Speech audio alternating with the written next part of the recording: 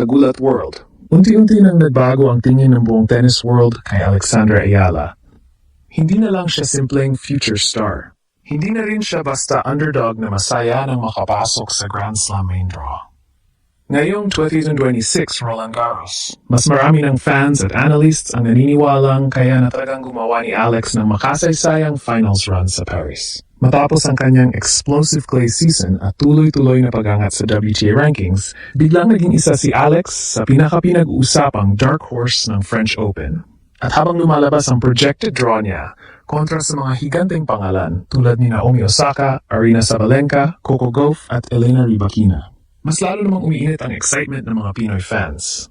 Pero ang pinaka-nakakagulat, mas maraming analysts ngayon ang naniniwalang mas dangerous si Alex ngayong clay season kumpara noong nakaraang taon. Bakit? Dahil mas malakas na siya physically, mas mature na at mas sanay na siyang humarap sa world-class pressure. Makikita yon sa mga naging performances niya na yung season laban sa top-ranked opponents. Kahit hindi pa siya consistent na nananalo kontra elite top 10 stars, kitang-kita na hindi na siya natitinag sa malalaking pangalan. Lumalaban siya point per point, rally per rally. At kapag humahaba ang laban, doon lalong lumalabas ang tibay niya. At ngayong papasok siya sa Roland Garros na may extra recovery days matapos ang Strasbourg exit. Posibleng ito na ang pinakamapanganib na bersyon ni Alex na nakita ng tennis world. At kapag nag-click lahat sa Paris, hindi imposible na buong France mismo ang sumigaw sa pangalan ng isang Pinay superstar. Sa tennis, may tinatawag silang perfect timing. Hindi sapat na magaling ka lang. Hindi sapat na talented ka lang. Kailangan mo ring makarating sa Grand Slam na tama ang kondisyon ng katawan, tama ang confidence, at tama ang momentum ng laro mo. At sa ngayon, maraming tennis observers ang naniniwalang unti-unting pumapasok si Alex sa pinaka-importanteng teaming ng kanyang batang career. At yon ang nakakatakot para sa buong Roland Garros field. Dahil habang karamihan sa mga tao ay nakatingin lang sa malalaking pangalan tulad ni Aryna Sabalenka, Iga Swiatek, Coco Gauff at Elena Rybakina, tahimik namang lumalakas si Alex. Sa bawat buwan nitong 2026 season, kitang-kita ang evolution niya bilang player. Hindi na siya yung teenager na umaasa lang sa speed at hustle. Mas kumpleto na ang laro niya ngayon. Mas controlled ang baseline exchanges niya. Mas mabigat ang topspin niya sa clay. At higit sa lahat, mas mature na ang decision-making niya sa crucial moments ng laban. At malaking bagay yon sa Roland Garros. Dahil ang French Open ay hindi simpleng power tournament lang. Isa itong mental war. Kapag mahina ang composure mo sa clay, lulubog ka. Kapag nawawala ang patience mo sa long rallies, mauubos ka. Pero si Alex, habang humahaba ang rally, parang lalo siyang nagiging komportable. At ito ang dahilan kung bakit maraming analysts ngayon ang nagsasabing may real upset potential siya laban sa mas mataas na ranked opponents. Tingnan natin ang projected path na pinag-usapan ngayon ng fans online. Possible niyang makaharap si Iva Jovic sa opening round, isang batang rising player din na kilala sa aggressive baseline game. Pagkatapos noon, posibleng sumunod sina Emma Navarro at Naomi Osaka bago pa makarating sa mas brutal na rounds kontra kina Sabalenka at Coco Gauff. Sa papel, napakahirap. Pero dito nagsisimulang maging exciting ang sitwasyon ni Alex. Dahil unlike previous years, hindi na siya papasok bilang intimidated newcomer. Papapasok siya bilang player na may experience na laban sa elite competition. At malaking bagay din ang kanyang recent Strasbourg loss. Natalo siya ron. Pero kapalit naman ito ang pinakamahalagang bagay bago ang Grand Slam. Recovery time.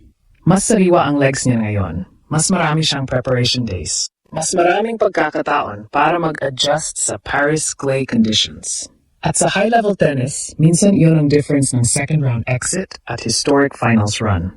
Kaya habang iniisip ng ibang tao na sobrang imposible ng projected road ni Alex, may ibang tennis fans naman na naniniwalang ito mismo ang klase ng chaotic Grand Slam scenario kung saan pwedeng sumabog ang isang fearless young star. At kapag nangyari iyon, hindi lang Pilipinas ang magugulat. Posibleng buong France mismo ang tumayo para panoorin ang pagdating ng bagong Asian tennis superstar. Pero kung may isang bagay na pinaka-nagbago kay Alex ngayong 2026, hindi iyon basta forehand, hindi rin serve, kundi mindset. At ito ang dahilan kung bakit mas maraming tennis fans ngayon ang naniniwalang kaya niyang gumawa ng impossible run sa Roland Garros. Dahil sa unang pagkakataon sa kanyang career, parang tuluyan nang nawawala ang takot niya sa malalaking pangalan. Noon, kapag kaharap niya ang top 10 players, obvious minsan ang hesitation. May moments na naging conservative siya sa crucial points. Pero ngayong season, ibang Alex Ayala na ang nakikita ng tennis world. Mas agresibo, mas kalmado, mas naniniwala sa sariling laro. At iyon ang pinakadelikadong klase ng young player sa Grand Slam stage. Kapag ang batang atleta ay nawala ng takot, doon nagsisimulang mangyari ang malalaking upset. At nakita na natin iyon ngayong season. Kahit sa mga laban na talo siya, hindi na siya madaling matambakan. Hindi na siya basta-bastang nawawasak mentally kapag lumalamang ang kalaban. Lumalaban siya hanggang dulo. At sa clay court tennis, napakahalaga ng emotional endurance. Dahil sa Roland Garros, hindi sapat ang talent lang. Kailangan mong mabuhay sa chaos. Mahabang rallies, pagod na legs, mainit na atmosphere, pressure ng crowd, at mental torture ng 5-minute games na parang walang katapusan. Pero dito nagiging espesyal si Alex. Habang tumatagal ang laban, parang lalo siyang tumitibay. At isa pa sa pinaka-importanting dahilan kung bakit malakas ang loob ngayon ng mga supporters niya. Bagay na bagay sa laro niya ang clay. Hindi siya one-dimensional power hitter lang. Marunong siyang gumalaw.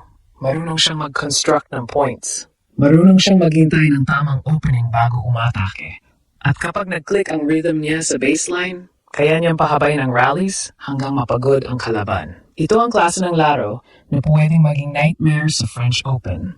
Lalo na para sa mga mas aggressive players na gustong tapusin agad ang puntos. At habang papalapit ang Roland Garros main draw, mas lalong lumalakas ang buzz kay Alex sa social media at tennis communities. Marami ang nagsasabing siya raw ang isa sa pinaka-dangerous unseeded threats ngayong tournament. Hindi dahil siya ang pinakamalakas sa papel, kundi dahil siya ang isa sa pinakawalang pressure. At minsan sa Grand Slam tennis, yun ang pinakamapanganib na player. Habang abala ang top star sa pagprotekta ng ranking points at reputasyon, si Alex naman ay papasok na parang gutom na challenger. At ang mas nakakakilabot, pakiramdam ng marami, hindi pa niya naabot ang tunay niyang peak. Kaya habang tinitingnan ng iba ang projected draw niya bilang mission impossible, may mga naniniwala namang ito na mismo ang perfect movie script para sa isang historic breakout run. Isang batang Pinay, isang fearless mentality, at isang pagkakataong gulatin ang buong France. Dahil kapag nagsimula ng manalo si Alex sa early rounds, hindi malabong biglang maging isa siya sa pinakamaingay na pangalan sa buong Roland Garros. At kapag umabot iyon sa semifinals o finals, posibleng hindi lang Philippine tennis history ang mabago.